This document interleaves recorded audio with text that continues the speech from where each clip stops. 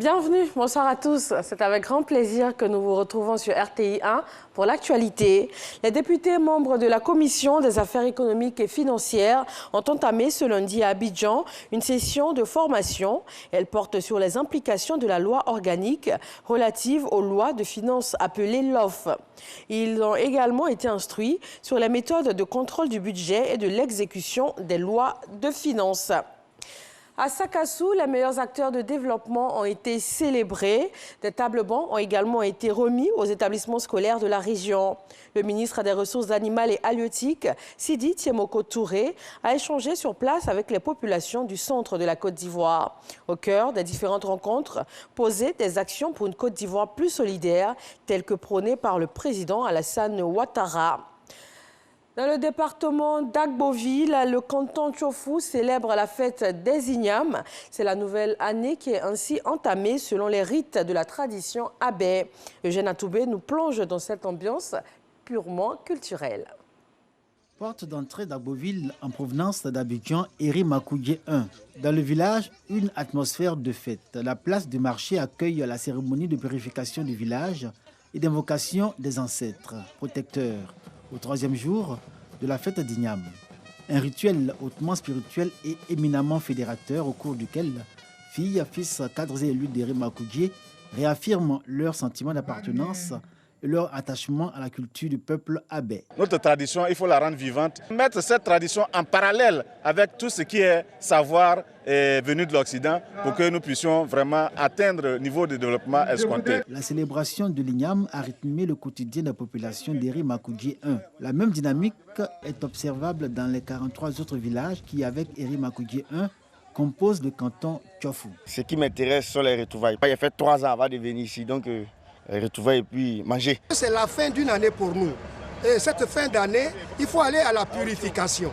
Et le matin très tôt, nous allons à la rivière sacrée prendre notre force, la bénédiction, pour que les années à venir, nous soyons encore plus prospères. Fait inédit, 120 chefs de terre se sont associés à la cérémonie de purification venue des autres cantons du département d'Agboville.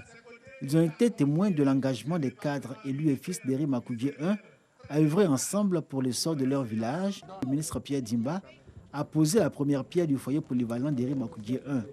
L'ouvrage sera baptisé par Sidi Dimba Germain du nom du père du donateur. L'acte est un hommage à un pionnier du développement dont le fils, au nom du devoir de reconnaissance du village, reçoit la bénédiction des ancêtres et le soutien total de toute la communauté. Le président a nommé notre frère, notre fils. C'est nous tous, c'est ça qui nous aime. Donc ce qu'on doit faire, il faudrait que on soit à sa disposition. Depuis quelques années où nous avons commencé à nous rassembler, les choses vont mieux dans notre département et nous comptons aller plus loin. Ce que nous savons, c'est que seul vous pouvez aller vite, mais ensemble vous allez loin et ensemble vous êtes forts pour traverser les difficultés. Cette région a besoin donc de jouer son rôle au développement de notre pays. Eri Makoudjé 1 est dans un rapport de valorisation de ses us et coutumes avec ses filles, fils et cadres. Le village se targue d'être le dépositaire de la tradition et dans le département d'Agboville, la première localité à accueillir le colon blanc. Le nouveau gouvernement tunisien prend officiellement fonction par la prestation de serment ce lundi, dirigé par Najla Boudem Romdan. C'est une équipe gouvernementale de 25 membres, dont 9 femmes. L'annonce du nouveau gouvernement survient au lendemain d'une nouvelle manifestation à Tunis contre les mesures d'exception décidées par le président. Après 2 mois d'incertitude, Kaïs Saïed a promulgué le 22 septembre dernier un décret officialisant la suspension de plusieurs chapitres de la Constitution et instaurant des mesures exceptionnelles censées être provisoires, le temps de mener des réformes politiques, dont des amendements à la Constitution de 2014. En France, 3 personnalités, dont le cofondateur de l'association de victimes La Parole Libérée, ont lancé un appel à la démission collective des évêques. Un appel qui fait suite aux conclusions de la commission Sauvé sur la pédocriminalité dans l'Église catholique. L'appel intitulé « Face à la faillite, la démission des évêques est la seule issue honorable » est également lancé par la théologienne Anna Soupa et la directrice de la rédaction de Témoignages chrétiens, Christine Pedotti.